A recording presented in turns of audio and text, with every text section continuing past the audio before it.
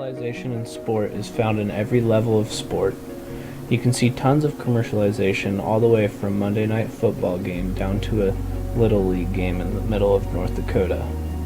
Everyone wants to have their business published in the outfield of their home team's baseball field. If you stop to think for a couple of minutes, you can find an instance where any sport on any level has some sort of commercialization connected with it. There can be pros and cons to having such a high emphasis on commercialization in sports.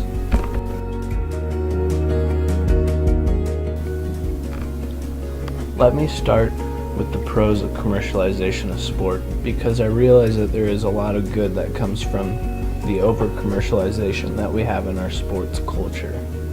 As Michael J. Critelli puts it, commercialization enables many people to participate in otherwise unaffordable recreational sports. Local businesses like Baskin-Robbins and Dunkin' Donuts franchises have long enabled young people to secure uniforms and be part of sports teams.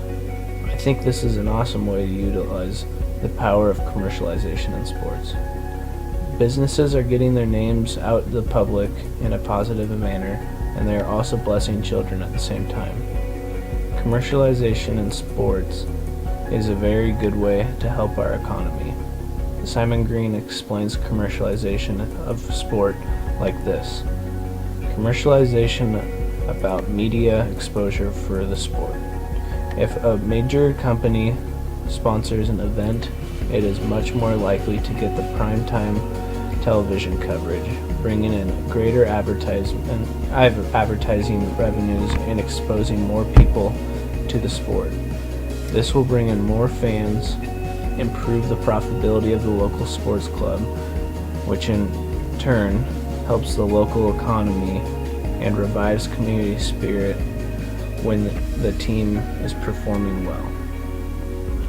Look at your local public school and you will see that every kid has their favorite athlete or team displayed on their shirt.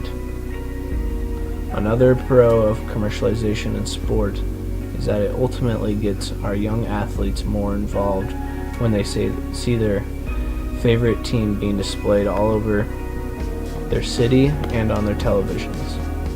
When youth get involved in sports, there are more kids getting physical exercise, and they start to get more involved in their communities and with other athletes from different locations.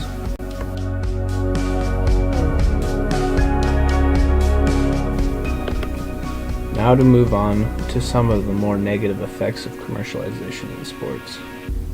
One of the main negative effects that comes to mind when thinking about commercialization in sport is the amount of negative pressure that can be put on athletes to perform well in the big televised events. From the Little League World Series to the March Madness tournament, young athletes are being televised in front of the whole nation while people are making a lot of money on their performances. When high pressure arises within our athletes, a lot of negative effects can happen to them, like depression, eating disorders, and other serious effects. Another negative effect of commercialization in sport is that ethics will start to go out the window when the need to win surpasses the true meaning of sport, having fun. Parents and coaches are willing to allow their 10-year-old son to throw curveballs during the Little League World Series because the camera is on them, even when they are fully aware that having a little kid throwing these pitches could seriously injure them. That's not right at all.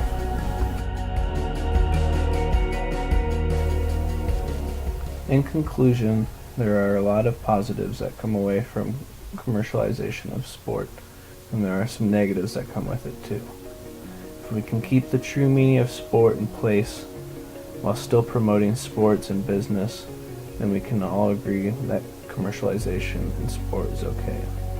When the ethics of sport get pushed to the side and sport becomes more about greed than commercialization is doing a great injustice to the wonderful world of sports.